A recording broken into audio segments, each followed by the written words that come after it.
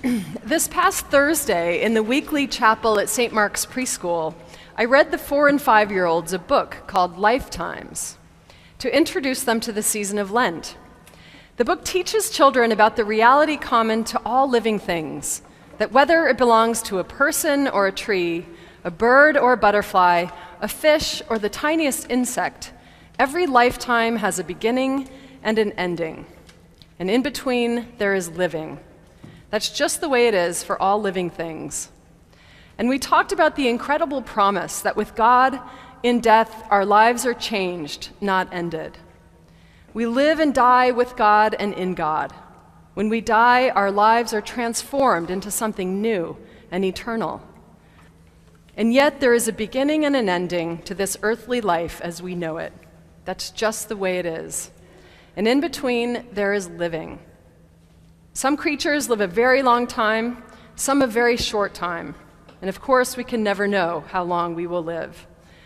So it is our highest calling to find out what it means to live well and to waste no time in living that way. Anyone who watched the TV series Mad Men remembers the flawed but captivating character Don Draper, who begins the series at the top of his game, the epitome of cool, and becomes increasingly depressing as a notorious drunk and womanizer, always on the edge of blowing his brilliant career. In one pivotal scene late in the series, after Don has blown a second chance in one of his office benders, Don tells his clean and sober office friend, Freddie, he wants his job back. Freddie confronts him with a tough love, come to Jesus response. How do you think that's going to happen when you're at the bottom of the bottle? And Freddie's impassioned call to sobriety culminates in the words, "Do the work, Don." It was the only redeeming place the series could go. For a season that begins with a sobering reminder about death, it's really this living part that makes Lent such an important season for us, both personally and communally. It's the season that calls us to do the work, to examine our preoccupations, our manic schedules and material pursuits that eat away at our health, our time, our relationships, and our capacities to give and receive the love of God. And if we never awaken to the fact that we are ignoring or putting off the most important things until we have more time, as Justin preached so powerfully on Ash Wednesday, then we are squandering our precious lives without even realizing it. Because we never have more time. We only have less time with each passing day. And mainly, we don't realize something like this because we rarely slow down long enough to think about it.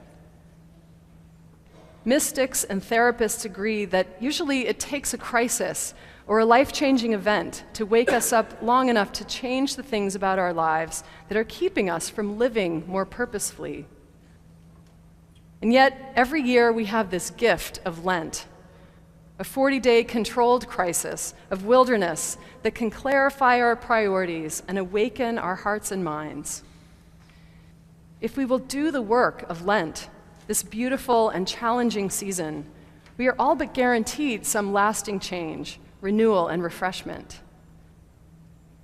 The Spirit led Jesus into the wilderness, and the Spirit leads us there too. We don't need to wait for a cataclysm to strike in order to align our lives with the things that have lasting value. The first Sunday of Lent always turns our attention to the story of Jesus being tempted in the wilderness by the devil. It's so easy to remove the urgency of this familiar story and hear it as an ancient folk tale. The language sounds arcane. A talking devil in the desert, turning a stone into a loaf of bread, a panorama vision of the world's kingdoms, the pinnacle of the temple. These are not images that have immediate resonance in our urbane modern lives. And yet, the things that tempt Jesus are the archetypes of temptations that we all face daily, and we don't often catch ourselves giving in to them. They are the desires for quick fixes, superiority, and recognition. First, we would love to be rescued from our messy lives by a miracle. We would rather have a quick fix than do the work of amending our lives. We can't get what we want, and we blame other people. We blame our bodies or our circumstances for our unhappiness, and we are spiritually famished. It's easier to escape into quick comforts and to superficially pacify our longings than it is to do the work of inner growth. It's easier to dismiss or cut people off when they disappoint us than to do the work of confrontation and mending our broken relationships with the scary and brave attempts at reconciliation and forgiveness. Make my stones into bread, please. That would be so much easier than taking the slow road of doing the work of spiritual maturity that will ultimately feed us. Secondly, we are tempted by the preoccupation that all will be well once the world is run in such a way that reflects my own superior values and opinions. Most of us are not tempted to actually run the world, but we are awfully tempted to be proven right at any price about how it should be run. We love it when our points of view are the majority view, and we can feel superior and vindicated when others fail. Bow down and worship the false god of having to be right and having to be in control of our self-made kingdoms. This is a version of what Richard Rohr calls a practical daily atheism, the false notion that we are masters of our universe and our experience is the only experience that matters. This is a tempting illusion in which God plays no part. In the third temptation, the devil takes Jesus to Jerusalem and makes him stand at the top of the temple. Not many of us here are too tempted to climb to the top of the bell tower here and jump down to see if God will save us. But we do love to be recognized for our amazing accomplishments. The devil quotes back to Jesus the very psalm we chanted today to get him to take a flying leap and show himself to be the superhero, the fully divine, fully human he is supposed to be if he is the Son of God. Show off a little, Jesus, and God will command his angels concerning you to protect you so that you will not dash your foot against a stone, the devil says to Jesus, quoting Psalm 91. But Jesus sees through the devil's taunt and the temptation to become spectacular and heroic.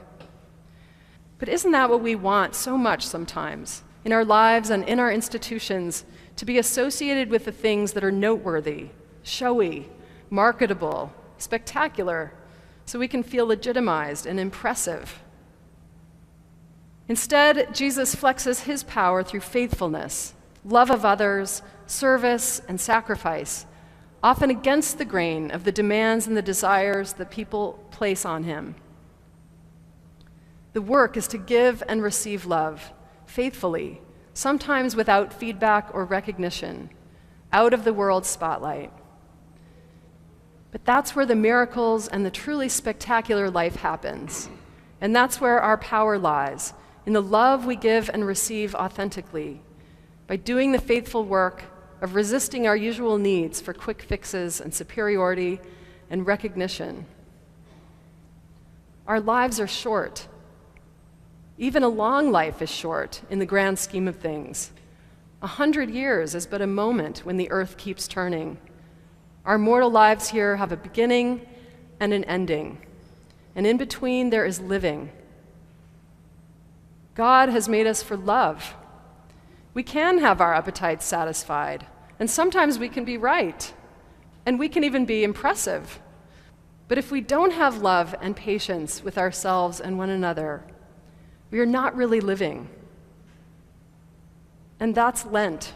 It's the time we do the work to turn off the voices in our heads that drive us to compete for attention on our egos. We quiet our minds, we clear our head and heart spaces to listen to the quiet voice of love, God's holy invitation to enter into the way of love, faithfully, humbly, patiently, and bravely. Let's face it, loving and being loved is not always easy. It takes a certain level of vulnerability, and we have to get involved in one another's lives and do the work. That's living. In fact, it's even more than living. It's the way of love that transforms our lives into something new, something eternal, even before we reach our mortal end. Do the work and live.